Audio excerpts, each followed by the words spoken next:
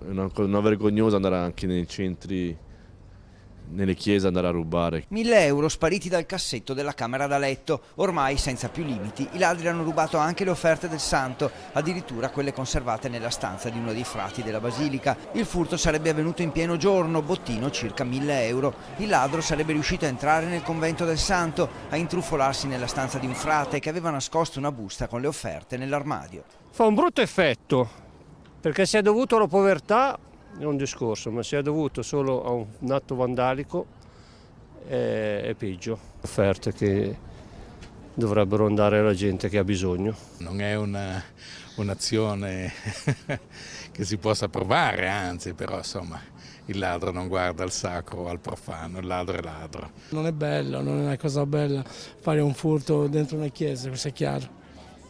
È stupito lei? Certo, sono stupito, mi dispiace tantissimo. Mi fa male al cuore a sentire certe cose che... Non l'ammetto proprio, Bisogna punire questa gente immediatamente. Ci stanno le telecamere e puniamo sta gente perché è un fatto brutto. Chi fa questi errori deve essere puniti. Non c'è politica che tiena.